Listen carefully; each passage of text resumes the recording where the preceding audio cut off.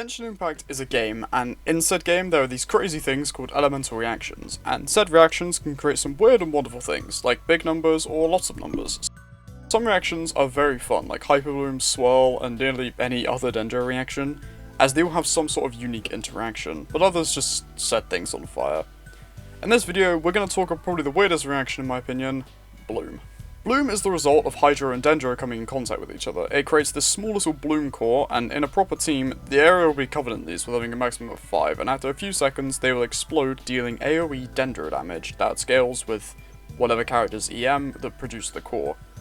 These cores do a lot of damage when built correctly, and say your character has like 600 plus EM, they'll be hitting pretty high numbers. But you need to be cautious around them, as they will also damage your characters. This is fine for half Bloom characters, because you need Hydro and Dendro, and most Hydro characters scale with HP, so tanking is fine, but Dendro probably a little bit less so. The cores themselves have some interactions with other elements. Hyperbloom is caused when you hit a core with Electro. The core will be fired off and hit a nearby target, dealing Dendro damage. This reaction is probably my favourite one in the game. My main team is based around this reaction, as you've seen in my Sino video and the little showcase I did of him. The cores themselves cannot harm you, which is a nice bonus, unless an enemy hits a core with Electro, which will cause them to fire at you, because they can do that for some reason. Burgeon is the result of Pyro hitting a Dendro core, and much like my opinion on Burning, it's not very good. This causes the core to instantly explode in a larger area with increased damage, but unlike Hyperbloom being unable to cause self-damage, the Burgeon cores are more dangerous to use, as they'll also deal increased damage to your own team. Triggering the reaction with a burst like Hu Tao or Bennett could be viable, because they heal the active character when you use it, but it's probably just more viable to use Vaporize with Hu Tao, and Bennett's a support over a DPS anyway. How on earth could I talk about the Bloom reaction without mentioning Nilou? Now, I won't go over her full kit in this video, as she's not the focus of today, but she is the Bloom character. After using her ability, the full team gains the Golden Chalice bounty effect for 30 seconds. While this is an effect, Bloom cores do more damage, have a bigger AoE, and explode faster. This effect also increases the EM of the party by 100 for 10 seconds, also increasing the damage the cores do. The bountiful cores created by this effect are locked to the Bloom reaction alone and have no interactions with Pyro or Electro. One of Nilou's passives further increases the potential of cores, getting a 9% damage bonus for every 1000 HP she has over 30k, capping at a 400% damage bonus. Considering my Nilou has around 40k HP, I think that's around a 90% damage bonus to all cores, so it's a pretty notable bonus. One last thing to note about the bountiful cores is they can only be created if the entire team is Hydro or Dendro. Well, that's pretty easy in single player, as Bloom doesn't really need any other elements. This also applies for co-op, so make sure your co-op members are on the same team if you want to use Nilou. Kaveh. When I saw how he worked, I thought his role was to make Bloom teams functional without having Nilou, as his ability blows them up faster.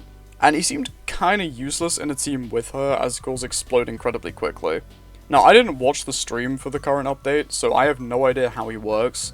So I was damn surprised when I learned he was a DPS unit with a Dendro Infusion Burst. Kaveh can detonate Bloom cores, bounty cores included if you're quick enough, whenever the AoE of his ability hits them.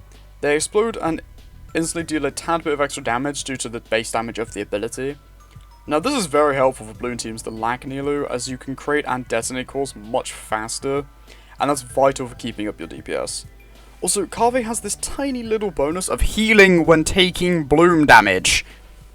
Yep, that was basically my reaction to seeing that passive.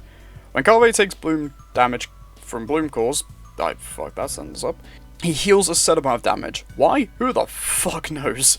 Why does Nilou not do this? I also don't know. But it does make Kaveh a very viable DPS for Bloom when he's like out on the field, because you don't take as much damage from the cores, but you'll probably be exploding all around you. Having the Dendro infusion from his burst, and then combine it with someone like Xingqiu, Yelan, or even Nilou with the watery variant of her skill, it can make a pretty good main DPS. Bloom is a very fun reaction. Knowingly, max efficiency with it is locked behind having Kaveh or Nilou, but it's still usable without them. While my favourite reaction is a sub-reaction of Bloom, I do very much enjoy using it, much like most Dendro reactions. Except you, Burning, you suck. Hello. This video is super late, and I am aware of that. I've had a lot on at the moment with college. Cringe, I know. And there is another video in the works, and I have some really great ones planned.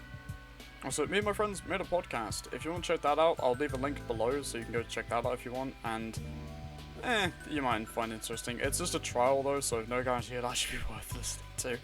But it'd be cool if you did check it out. Sorry for the lack of uploads recently, and thank you for watching, I guess, because it means a lot. Thank you. Cringe stuff, blah blah blah, but you know, whatever.